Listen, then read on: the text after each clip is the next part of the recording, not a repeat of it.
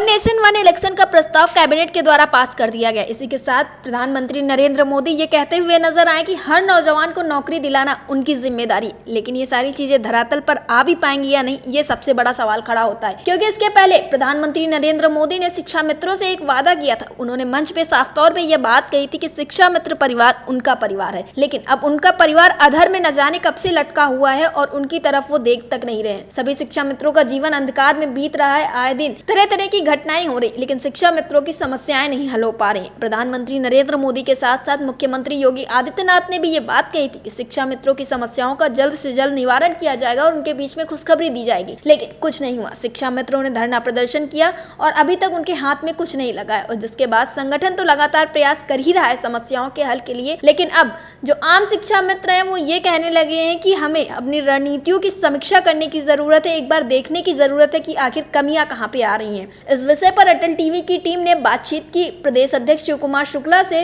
कि क्या सच में रणनीतियां बदलने की जरूरत है या फिर शिक्षा मित्रों को जल्द कोई बड़ी खुशखबरी मिल सकती है, उनकी समस्याओं का हल हो सकता है। शिव कुमार शुक्ला ने क्या कुछ कहा, आप भी सुनिए। शिव कुमार जी, आपका हमारे चैनल अटल टीवी पे बहुत बहुत स्वागत है।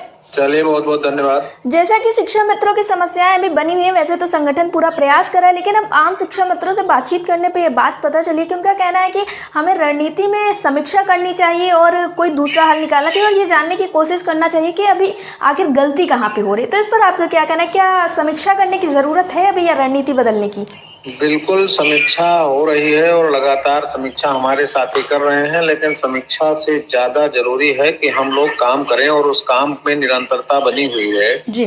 और इस बार जो लोग आए उनको बहुत बहुत धन्यवाद है कि उन्होंने एकता दिखाया और उस एकता का जो परिणाम है वो बड़ा सुखद होगा जी। और उसी सुखद परिणाम की तरफ हम लोग बढ़ रहे हैं और उसी में हम लोग प्रयास कर रहे हैं और लगातार ये देख रहे हैं। देखिए, भावुकता में और आतुरता में कुछ ना कुछ बातें तो लोग करेंगे। ये बड़ा परिवार है हमारा जी। और कुछ लोग कटु कहेंगे, कुछ लोग बुरा कहेंगे, कुछ लोग अच्छा कहेंगे, कुछ लोग विपरीत दिशा में जाएंगे जी। लेकिन जो हमारे साथी समझ रहे हैं उनको पता है और जब हमारा प्रकरण सॉल्व होगा, हमारी समस्याओं का समाधान होगा तो सभी लोगों को निरंतरता में सामंजस्य होगा और सभी लोग शांत होंगे जी। तो कोई समीक्षा, कोई रणनीति, क्या रणनीति तो जगह जगह बनी। अभी हमारे साथी बैठक कर रहे हैं, कोई हमारे साथी मीटिंग कर रहे हैं, हम लोग भी लगातार लखनऊ में प्रवास कर रहे हैं जी। माननीय भारतीय जनता पार्टी के माननीयों से और माननीय श्रीमंत अधिकारियों से लगातार वार्ता चल रही है जी।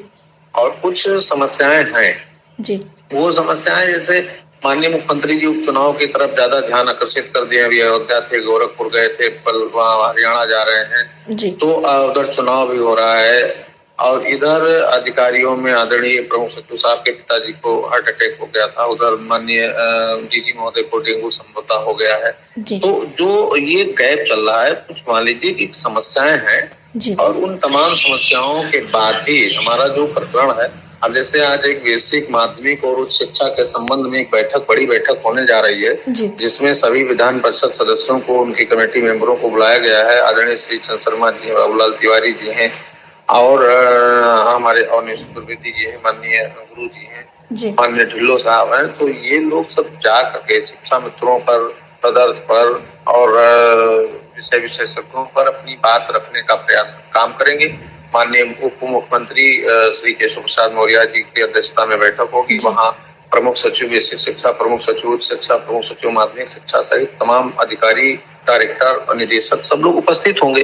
तो ये बड़ी बैठक लगाई गई और उसमें इस बात का हल निकलेगा कि कितने भी समस्याएं जो इतनी जटिल हैं, इन जटिल समस्याओं का निस्तारण कैसे हो, इन पर हम लोग आगे क्या कर सकते हैं जी।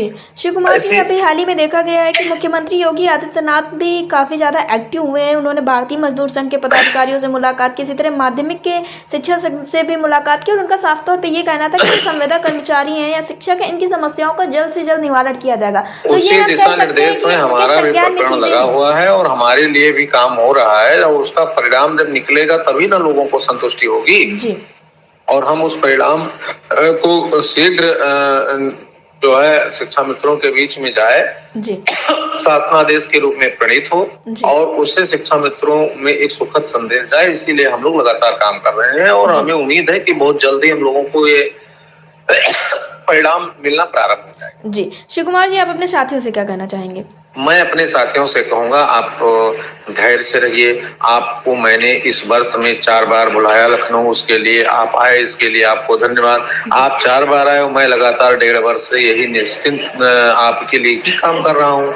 तो आपको धैर्य रखना है और हिम्मत के साथ काम लेना है, अपने दायित्वों का निर्वहन करना है, कर्तव्यों के प्रति डटे रहना है। जहाँ जरूरत होगी वहाँ आप हमारा, हम आपका, दोनों लोग एक दूसरे का पूरक बन करके और हम लोग अपने जो है लक्ष्य को प्राप्त करने में सफल होंगे। जी, शिव कुमार जी, अटल टीवी से जुड़ने के लिए बहुत बहुत धन्यवाद।